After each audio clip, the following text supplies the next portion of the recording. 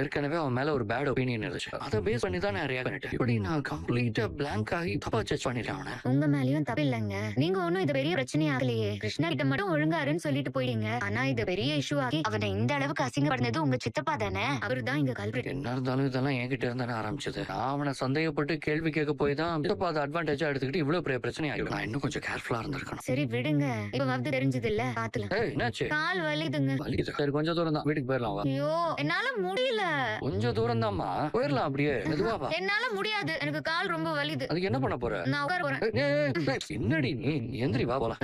என்னால முடியலங்க, பாதெல்லாம் ரொம்ப வலிது. சரி கொஞ்சம் தூரம் தான், நான் பிடிச்சிக்கிட்டே வரேன். வா அப்படியே வா, மெதுவா வா அப்படியே. என்னங்க? கிருஷ்ணா ஒரு நிமிஷம் வா. சாரி, இன்னைக்கு நான் நர்மதா விஷயத்துல கொஞ்சம் அவசரப்பட்டுட்டேன். நர்மதா என்கிட்ட பேசினா அன்னைக்கு நான் பார்க்கும்போது என் பார்வைக்கு அது பட்டுச்சு. ஆனா அவ வந்து எக்ஸ்பிளைன் பண்ணப்பதான் நிஜமாவே என்ன நடந்ததுன்னு எனக்கு. சாரி கிருஷ்ணா, நான் உங்களுக்கு மட்டும் இல்லாம சித்தப்பா அந்த விஷயத்தையே வேற மாதிரி ட்விஸ்ட் பண்ணிட்டேன். ஆனா உங்க மேல போடுற வழியெல்லாம் ஏத்துக்கவே முடியாது. ரொம்ப பெருசு. எந்த தப்பும் செய்யாத உங்களை எல்லாருமா சேர்ந்து கஷ்டப்படுத்திட்டோம். அந்த வீட்டுல யாரும் எங்களை மதிச்சு பேசினது இல்ல. நர்மதா மட்டும்தான் இன்னசென்ட்டா என்ன அண்ணா அண்ணான்னு கூப்பிட்டு பேச. நிஜமாலே அவளை நான் என் தங்கச்சியா தான் பார்த்தேன். கிட்ட போய் நான் தப்பா நடந்துக்கிட்டேன்னு சொல்லும் போதுதான் எனக்கு ரொம்ப கஷ்டமாயிடுச்சு. அந்த நிமிஷம் இங்க கிளம்பி போயிடலாம் தோணுச்சு. அம்மா சொன்ன மாதிரி தப்பான பேரோட கிளம்பி போக கூடாதுன்னு நாங்க யோசிக்கவே இல்லை. இவ்வளவு நாள் நீங்க என்ன எவ்வளவு கேவலமா